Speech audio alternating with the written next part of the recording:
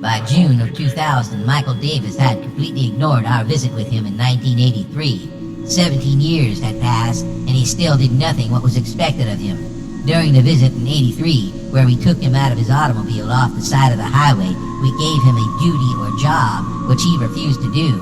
We told him to warn people about the intervention and to offer life vests to those wishing one. During the last visit, we shared visuals of unwanted things vanishing from the face of this planet because they weren't part of the future plan. We instructed him to help people change, to become part of the new order of things yet to come. Because he refused to do anything he was told, and he said he would, we decided to jog his memory.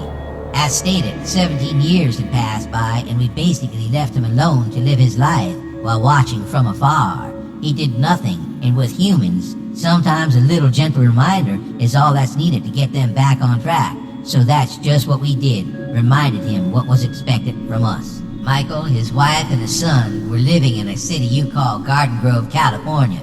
He left Northern California trying to escape us, but we knew where he was at all times.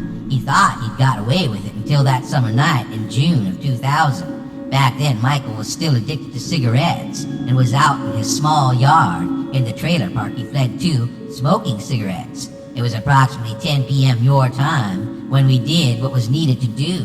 We jogged his memory so he'd remember us and do what was needed. We launched 7 white orbs or spheres, which contained the 7 spirits of God, beings of ours. These orbs drifted west to east, then glided over Michael's front yard. We watched as he dropped his smoldering cigarette and stared directly up at us as we passed by. He yelled for his wife Susan, and she hurried outside and witnessed the event too.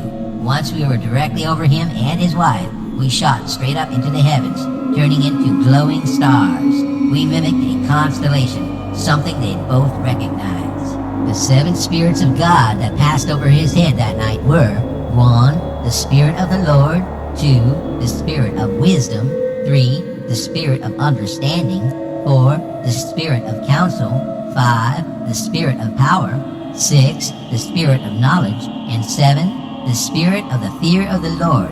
We not only jogged Michael's memory, but also gifted him with the mentioned talents needed to get the job done. This action was necessary in order for him to progress onto the level needed to achieve what was expected. Without these 7 talents, he would be unarmed while pulling it off. His wife Susan watched in amazement and asked, "What are they?" Michael answered, "I know what they are, and now I'm in trouble." Up to this point, Michael never mentioned to his wife anything about the freeway incident where we took him and told him to spread the word about us and the future apocalyptic events yet to come. Susan was a little shocked hearing this for the first time, 17 years after the incident. After digesting the information, she told Michael, "Well, you know what you need to do to satisfy these beings." Michael wondered how he could actually go about the task, so Susie told him he should write a book, make it very small, print it out, then pass it around to people down at the Huntington Beach Pier like other people did with flyers. Michael wrote this little book here called Explanations, printed it out in a coffee shop, then began distributing it at the pier on the weekends. He found the feedback from individuals receiving this book rather interesting.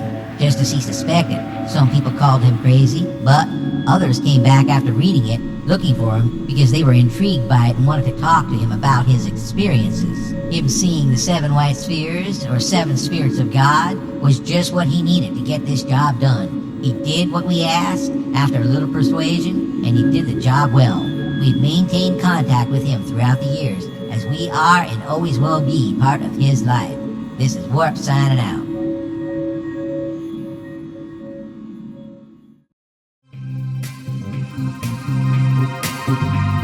We come from places unknown. Aliens, we actually exist. In spaceships flying down low. Aliens, that's what we are. Aliens, the great aliens. Aliens, the great aliens. Aliens, not the reptilians. Aliens.